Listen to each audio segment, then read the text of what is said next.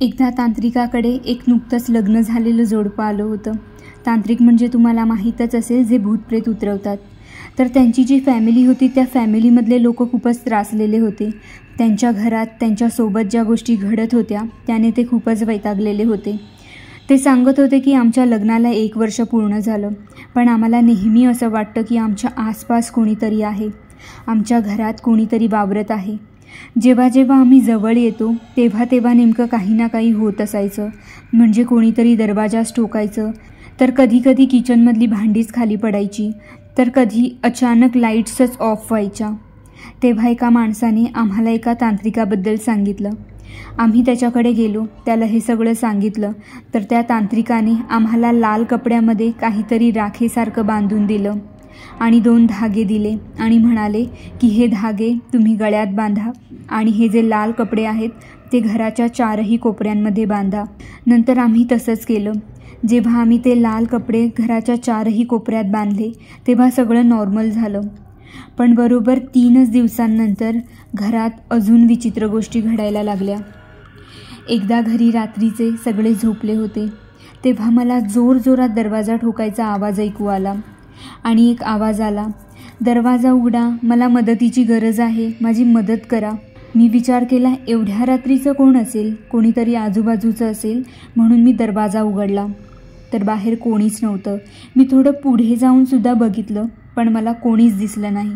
आणि जसा मी दरवाजा बंद केला आणि पाठी वळलो तर मला आमच्याच घरात बाथरूमच्या पॅसेजमध्ये एक बाई पांढऱ्या साडीमध्ये दिसली. जसं मी पुढे गेलो तसं ती धावत गच्चीवर गेली. मीही तिच्या मागे गच्चीवर गेलो, पण ती गायब झाली. नंतर तीच बाई माझ्या बायकोला सुद्धा दिसली. जेव्हा माझी बायको किचनमध्ये जेवण बनवत होती तेव्हा तिला जाणवलं की एक बाई थेट तिच्या पाठीमागून निघाली आणि गच्चीवर धावत गेली. माझी बायकोसुद्धा तिच्या मागे धावत गेली, पण ती बाई गायब झाली. या सगळ्याची आम्हाला पण आता भीती वाटते, म्हणून आम्ही तुमच्याकडे आलो आहोत. तुम्ही आमची काहीतरी मदत करा. तेव्हा तांत्रिक म्हणतात, तुम्हाला त्या तांत्रिकने दिलेले धागे माझ्या हातात द्या. ते दोघे ते धागे काढून त्यांच्या हातात देतात. तांत्रिक मंत्र म्हणतात आणि सांगतात की या धाग्यांवर चुकीचे मंत्र बांधले आहेत आणि सोबत एक आत्मासुद्धा बांधली आहे. ती जी बाई तुम्हाला घरी दिसते ती हीच बाई आहे. तेव्हा तांत्रिक त्यांना सांगतात, घरच्या कोपऱ्यात तुम्ही जे लाल कपडे बांधले आहेत तेही काढा आणि मग मला सांगा काही फरक पडला की नाही, तसं मला उपाय करायला. त्यानंतर ते दोघं परत दुसऱ्या दिवशी येतात आणि सांगतात की तांत्रिक ती जी बाई फक्त आम्हालाच दिसायची, आता ती आमच्या आईबाबांना सुद्धा दिसते आणि एक विचित्र पद्धतीने हसते. तेव्हा तांत्रिक त्यांच्यासोबत घरी जातात. प्रवेश करताच तांत्रिक बोलतात की या घरात अजून एका आत्म्याचा वास आहे, जो तुम्हाला आधीपासून त्रास देत असायचा.